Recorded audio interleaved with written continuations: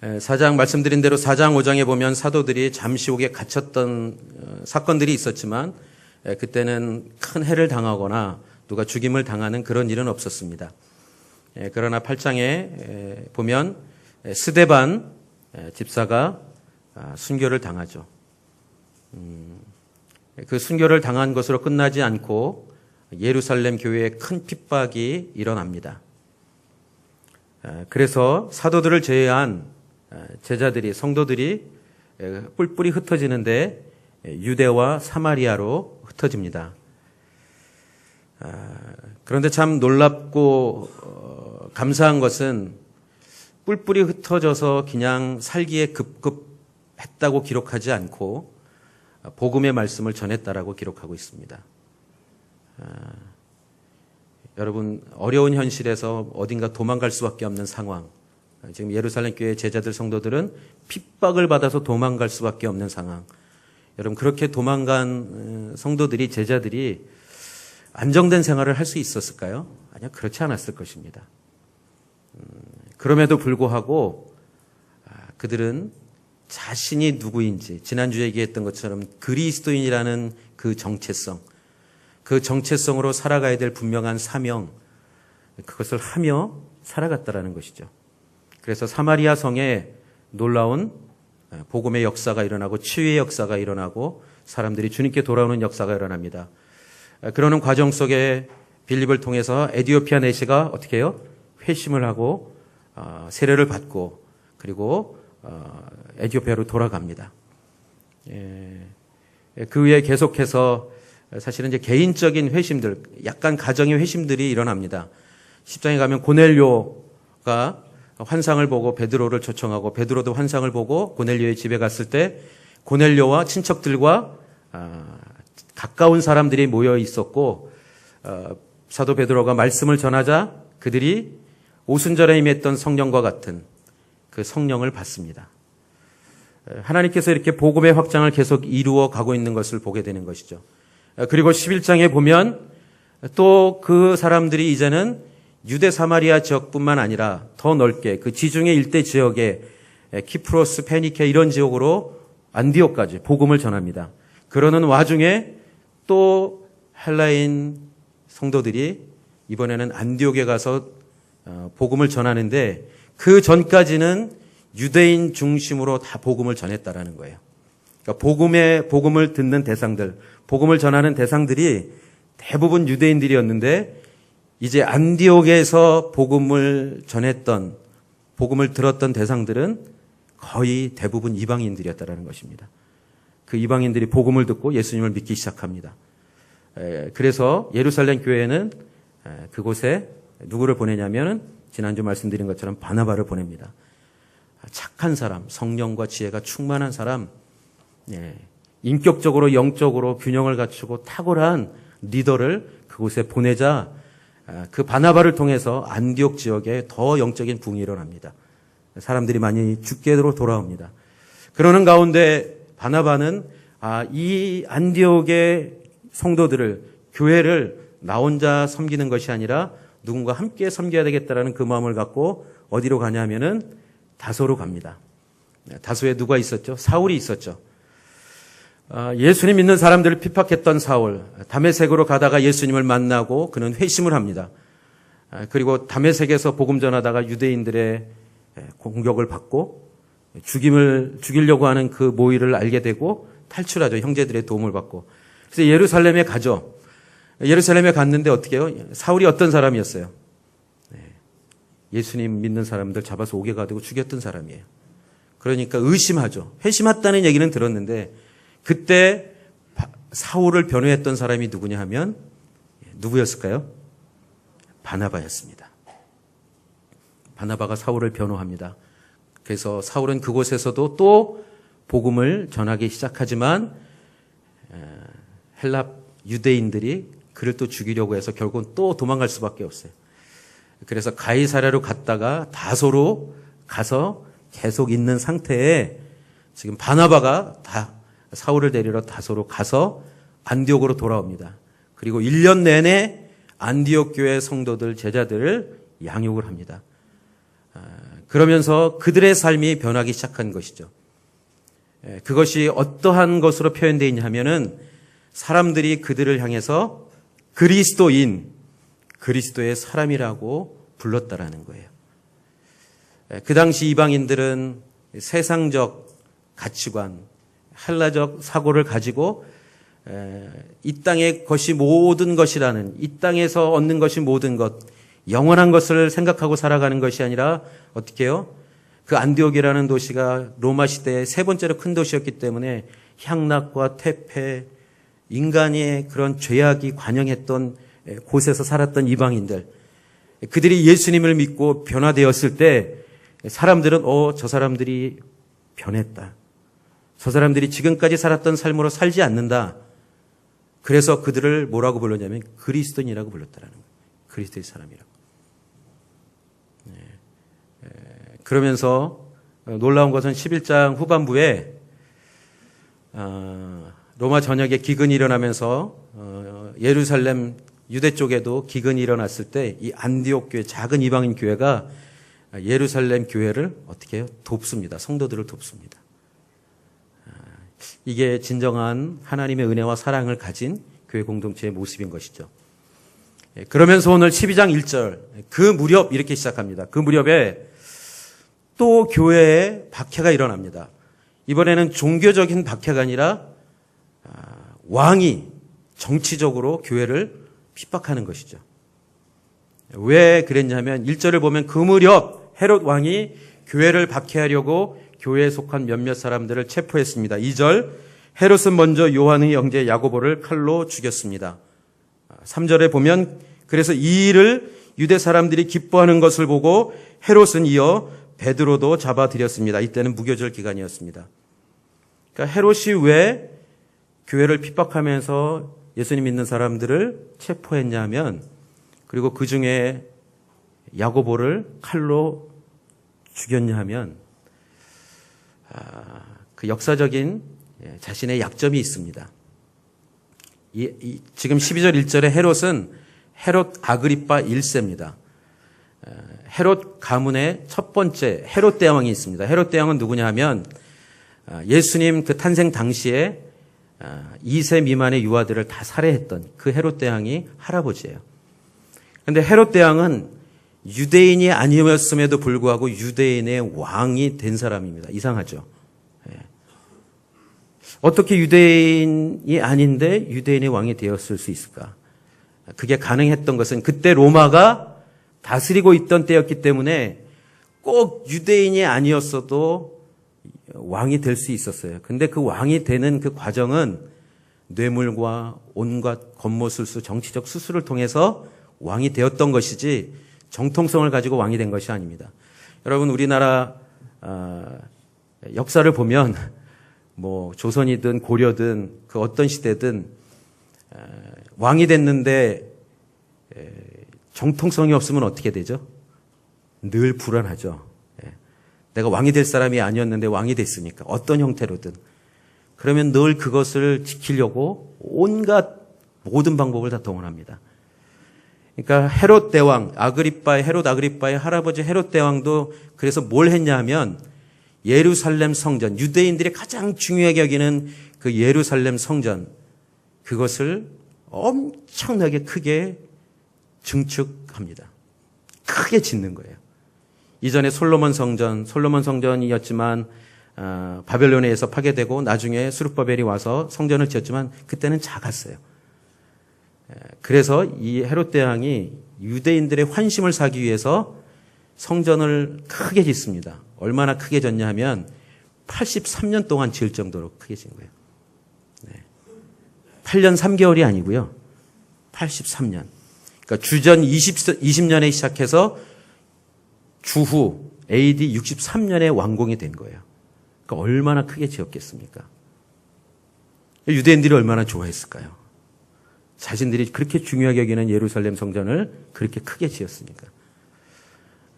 그렇지만 그런 환심을 사는 반면에 자기의 왕권을 지키기 위해서, 왕의 그 자리를 지키기 위해서 예수님이 태어났다. 유대 왕이 태어났다. 이스라엘 왕이 태어났다. 만왕의 왕이 태어났다라는 얘기를 동방박사들로부터 전해 들었을 때 그가 했던 건 뭐죠? 아까 얘기했던 대로 그 당시에 2세 미만의 아이들을 다 죽입니다. 그 정도로 포악하고 잔인했던 사람이에요. 자기의 그 왕을 지키기, 왕의 자리를 지키기 위해서. 그러니까 할아버지가 그랬으니까 그 후에 헤롯 안티파스라든지 지금 헤롯 아그리파 1세도 어떨까요? 정통성이 없으니까 자기의 그 자리를 지키기 위해서 지금 이 계획, 모략을 꾸미는 것입니다. 이 6월절이 되면 유대인들이 거의 100만 명 정도가 거기에 모이는 거예요. 그러니까 유대인들이 어느 날 갑자기 왕 물러가라 하고 봉기를 시작하면 대책이 없습니다. 빌라도도 그게 무서웠던 사람이에요. 6월절에 유대인들이 모이는 것이. 그러니까 지금 그들의 환심을 사기 위해서 교회를 핍박하고 그중에 사도 야고보를 칼로 죽인 겁니다. 참수형을 시킨 것입니다. 근데 보니까 성공이에요. 성공.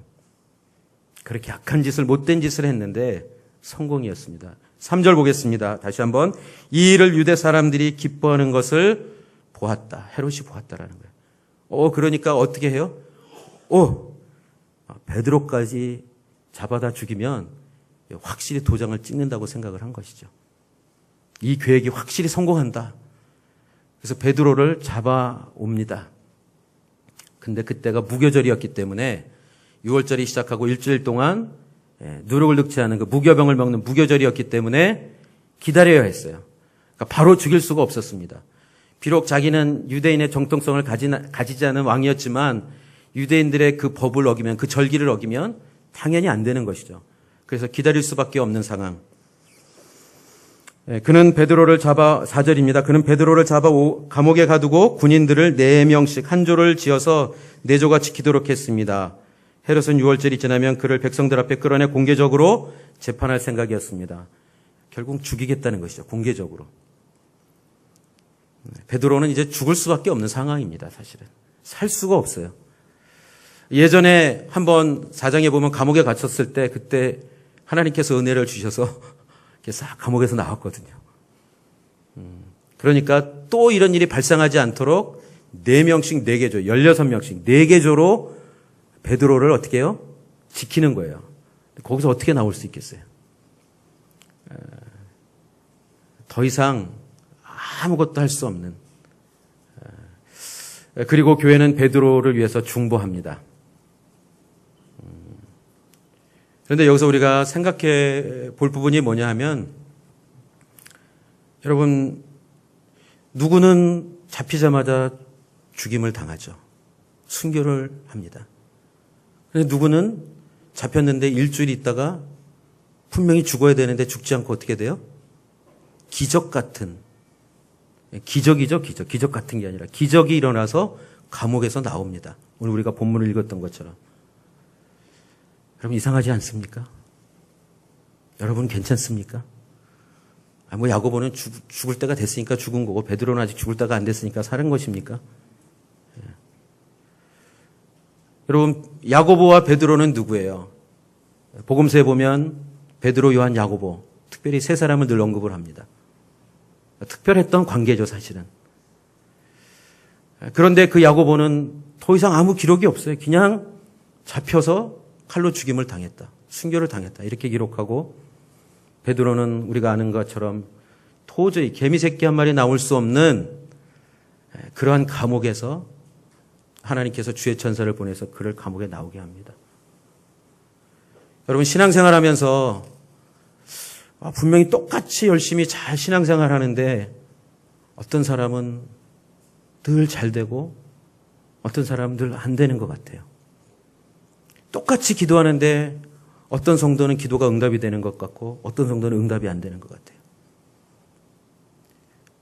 아니 반대로 나는 더 열심히 하는 것 같은데 일도 잘 안 되고 힘들고 고난이 있고 고통이 있고 계속 어려운 일이 생기고 그런데 나보다 기도도 잘 안 하는 것 같고 열심히 신앙생활 안 하는 것 같은데 저 사람들 잘 되는 것 같고 여러분 그럴 때 고민이 안 생기십니까? 예수님이 하나님이 정말 나를 도와주시나? 저 성도를 더 사랑하시나? 아니면 내가 무슨 죄가 있나? 내가 뭐 잘못한 게 있나? 여러분, 야고보 사도가 베드로보다 뭘 덜해서 그렇게 됐을까요? 뭘 잘못한 게 있어서 그렇게 됐을까요? 아니요, 그렇지 않습니다. 그런데 분명히 오늘 성경을 보면 야고보 사도는 죽임을 당합니다. 순교합니다.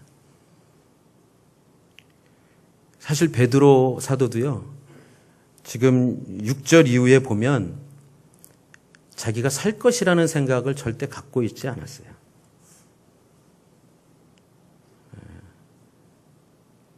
당연히 죽을 것이라고 생각하고 있었습니다. 왜냐하면 살 수 있는 어떠한 희망이 그에게는 있지 않았기 때문이죠. 실제로 예루살렘 교회 성도들도 기도를 했습니다. 그런데 나중에 베드로가 감옥에서 나와서 그들에게 왔을 때 그들의 반응이 어땠습니까? 아, 우리가 기도해서 하나님 응답하셨구나. 하나님이 기적같이 베드로를 구출해 주셨구나. 이런 반응이었나요? 아니에요. 안 믿었습니다. 미쳤다 그랬습니다. 그렇다면 뭐예요? 불신의 기도였을까요? 기도는 기도대로 하고, 기도는 기도, 그냥 믿지는 않고, 이런 것이었을까요? 성도들의 기도가? 아니요, 그렇지 않습니다. 4장에 보면 베드로 사도가 감옥에 갔다가 나온 후에 성도들과 함께 있을 때 그들이 기도했던 내용을 보면 그들이 기도한 것은 단순히 로마를 물리쳐달라, 헤롯을 없애달라, 감옥을 어떻게 해달라, 이런 기도를 하지 않았을 수도 있다는 거예요. 4장 28절, 29절, 30절 추가 본문을 제가 말씀을 못 드렸는데요.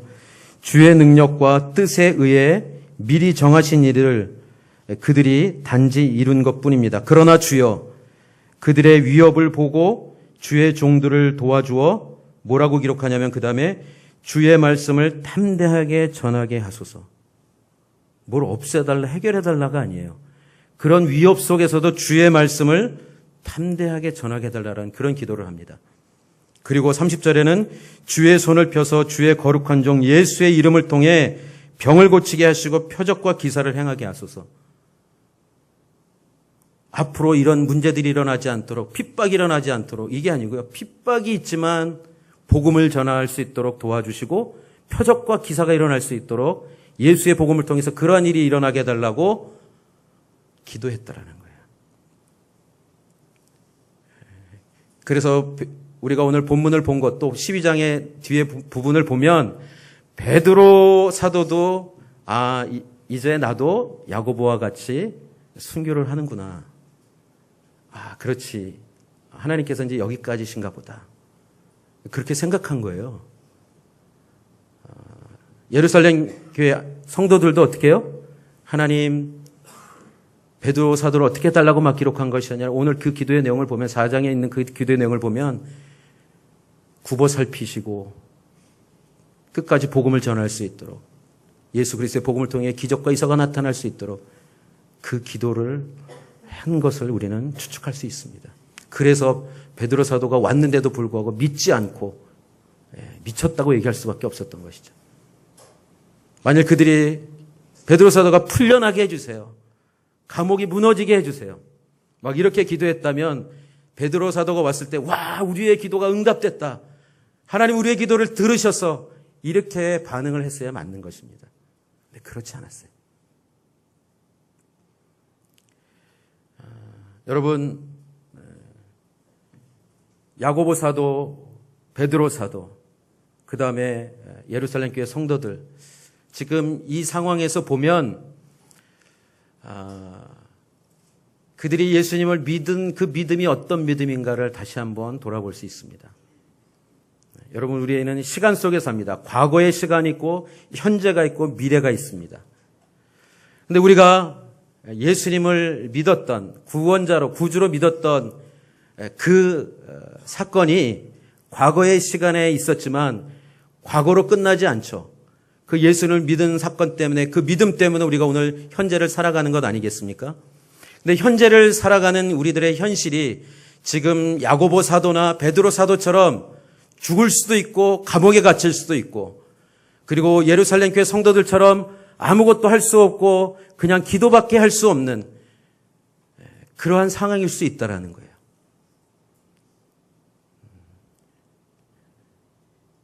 우리의 현실을 그냥 포기하고 아무것도 할 수 없으니까, 하나님도 할 수 없을 것 같으니까 그냥 이대로 가자, 이게 아니고 내가 믿은 예수 그리스도가 누구인지, 그분이 오늘 나의 현재의 삶 속에서도 어떻게 함께 하시는지, 그리고 나의 미래의 그 시간 속에 그 예수 그리스도를 믿은 그 사건이, 그 믿음이 나의 인생에 어떤 결과로 다가오는지, 그것은 과거 따로 현재 따로 미래 따라고 아니라 다 동일하다는 거예요.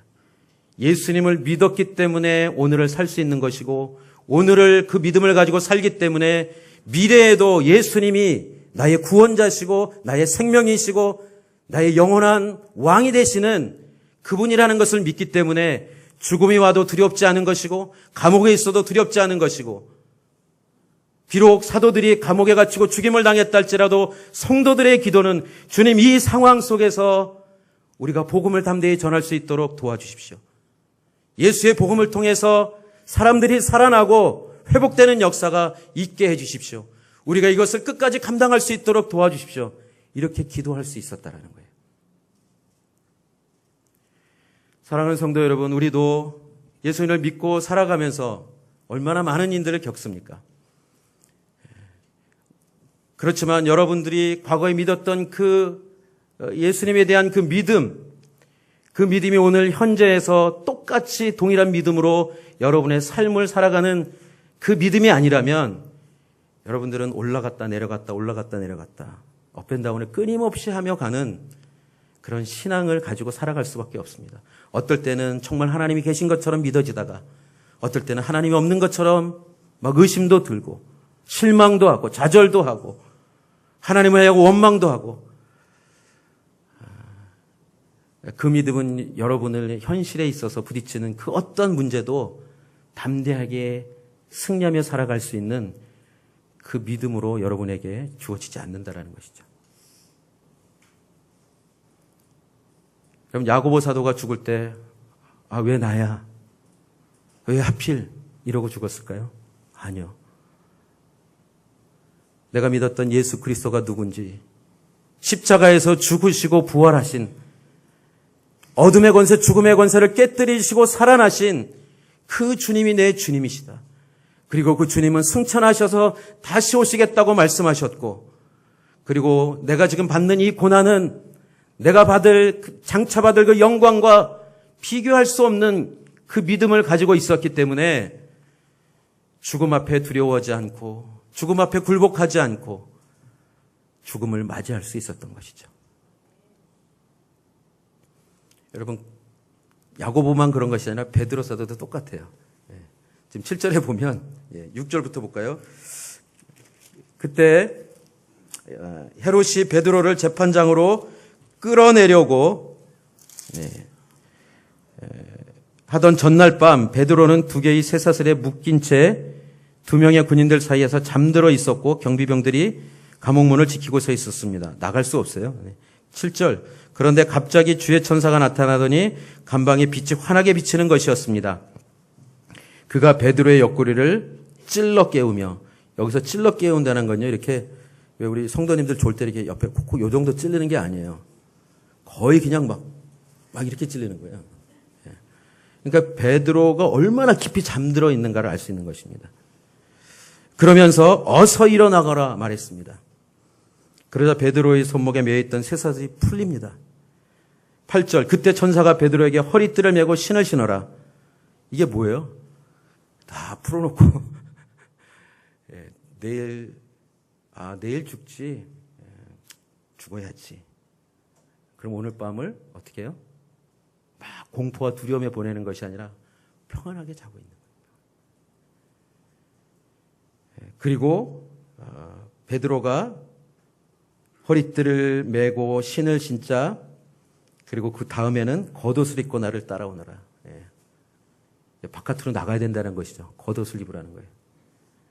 그런데 이 보면 베드로는 지금 이게 꿈인지 생신지 계속 9절 보겠습니다. 베드로는 천사를 따라 감옥에서 나오면서도 도대체 천사가 하는 일이 꿈인지 생시인지 알 수 없었습니다. 그저 환상인 것만 같았습니다.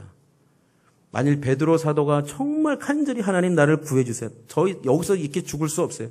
제가 어떻게 다시 회복됐는데, 그 예수님 배반하고 거기서 어떻게 다시 회복됐는데, 그리고 제가 지금 이렇게 복음도 잘 전하고, 기적도 이렇게 일으키고, 사람들이 막 5천 명씩 예수님 믿는데, 더 해야지. 더 이상 이렇게 죽을 수 없어요. 이렇게 기도했다면, 사도 베드로 사도는, 주님이 내 기도를 들으셨구나. 이게 맞는 것이죠.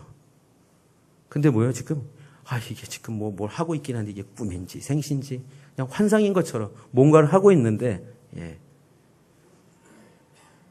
10절, 11절은 그들은 첫 번째 경비병들과 두 번째 경비병들을 지나서 성으로 통하는 철문에 이르렀습니다. 그 문이 저절로 열려 그들은 바깥으로 나왔습니다. 거리를 하나 지나자 갑자기 천사가 이제 떠납니다. 더 이상 함께하지 않고 천사가 떠납니다. 11절. 그제야 비로소 베드로가 정신이 들어옵니다. 이제야 분명히 알겠다. 주께서 천사를 보내 헤롯의 소나기와 유대 사람들의 모든 기대에서 나를 구해 주셨다고 말했습니다. 이제 확실히 이제 안 거예요. 한참 있다가 비몽사몽 환상이라고 생각했다가 천사가 떠나는 순간에. 여러분이가 이 말씀을 보면서 알겠지만 베드로는 그 감옥에서 풀려나는 것을 위해서 기도하지 않았다라는 거예요. 왜요? 자기가 믿은 그 믿음은 단순히 그냥 여기서 풀려나는 것에 대한 그러한 기대와 하나님을 향한 그 기도가 아니라 내가 이 자리에서 죽어야 한다면 이 자리에서 죽는 것이 야고보와 같이 죽는 것이 하나님의 뜻이고 그 뜻대로 내가 가는 것이 하나님께 영광이 된다라는 그 믿음이 없으면 이렇게 할 수 없는 것이죠. 사는 것도 죽는 것도 다 주님의 영광이다. 사는 것도 죽는 것도. 근데 우리는 대부분 어떻게 해요? 그냥 믿음이 좋다라는 걸 어떻게 해서든지 다 잘 돼가지고 막 살고 싶은 살아야만 되는 정말 단순한 믿음은 어떤 믿음일까요?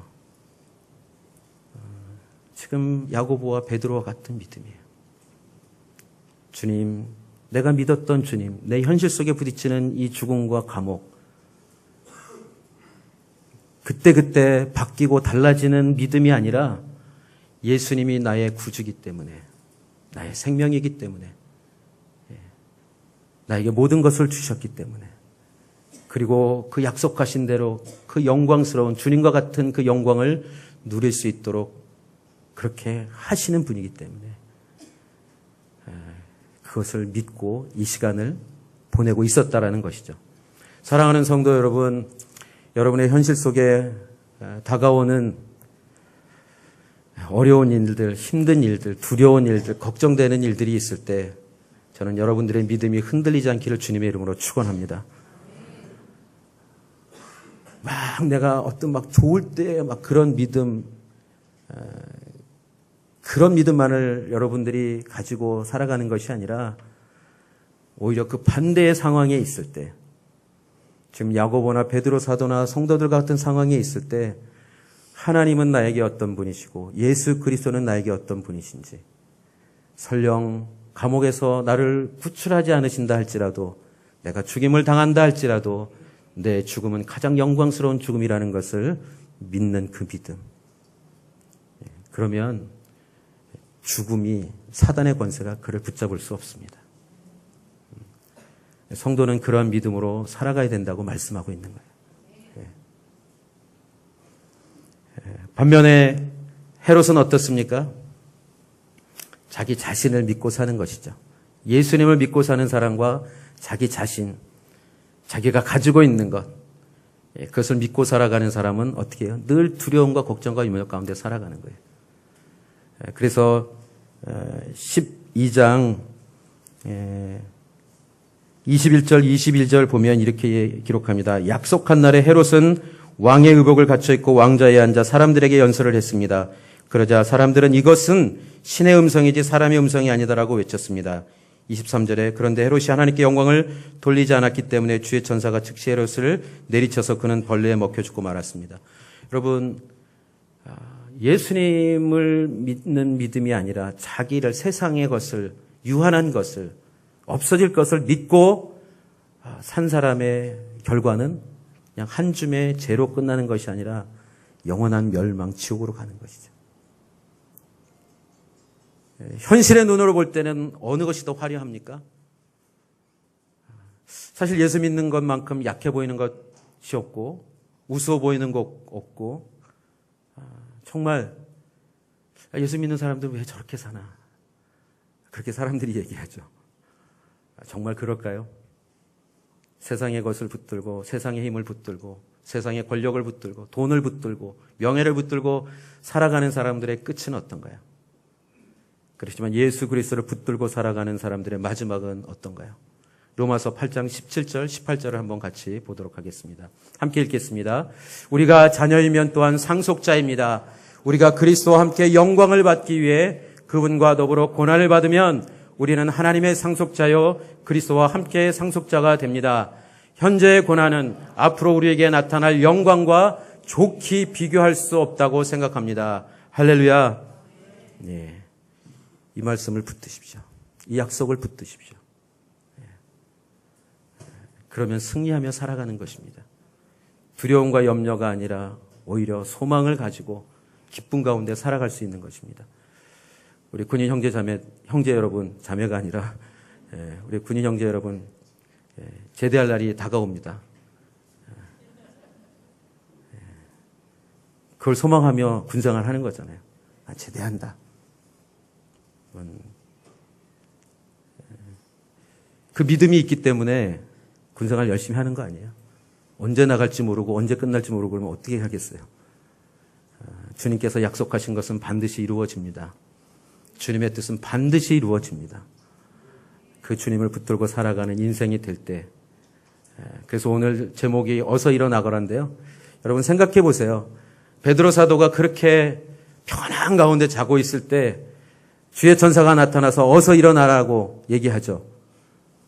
이게 무슨 의미일까요? 여러분 우리가 아침에 일어날 때 알람을 듣고 일어나는 사람도 있고 그냥 딱 시간 되면 아주 정확하게 일어나는 그냥 누가 알람을 틀어놓지도 않고 깨우지도 않는데 일어나는 분이 가끔 이상한 분들이 계세요. 그리고 누가 깨워야지 일어나는 사람이 있죠. 근데 여러분 일어나는 방법은 다 다르지만 동일한 게 있어요. 오늘 주의 천사를 통해 하나님께서 그에게 어서 일어나라고 그 은혜를 주시지 않으면 우리는 못 일어납니다. 못 일어나는 거예요. 여러분 밤에 잘 때 나는 내일 반드시 일어나야 돼. 이렇게 하고 주무시는 분 있습니까? 그런 분 없어요. 그냥 자죠. 물론 걱정과 근심이 많은 분들은 걱정하고 근심하고 막 그러다가 잠도 못 자고 밤새고 막 불면증에 막 괴롭게 그렇게 잠을 못 자는 분들도 간혹 있지만 대부분은 그렇지 않아요. 여러분 그렇다 그래서 그냥 일어나는 것이 아니라 사실은 지금 베드로 사도에게 어서 일어나거라. 그렇게 말씀하심을 통해서 오늘 하루가 한 달이 한 해가 그 베드로에게 주어진 것이죠. 여러분 우리에게도 오늘 어서 일어나라고 주님께서 말씀하시는 것은 오늘 내가 너에게 하루를 한 달을 한 해를 어떻게 해요? 허락한다라는 거예요. 우리 그냥 일어나니까 내 힘으로 일어난다고 생각하는데 아니요. 어느 날 내가 못 일어나고 있으면 어떻게 되는 걸까요? 하늘나라 간 거죠. 그게 두려운 일이 아니잖아요. 하나님은 오늘도 허락해 주셨구나. 이번 한 달도 이렇게 허락해 주셨구나. 올 한 해도 허락해 주셨구나. 하나님 감사합니다. 그러니까 주님이 그렇게 은혜를 주신다라는 그 믿음으로 살아가는 것. 그렇지만 어느 날 주님이 부르신다 할지라도 그 죽음이 비참한 허무한 인생이 아니라 오늘 말씀처럼 로마서 말씀처럼 영광된 그런 죽음이라는 것. 예비한 그 영광이 참여하는 죽음이라는 것.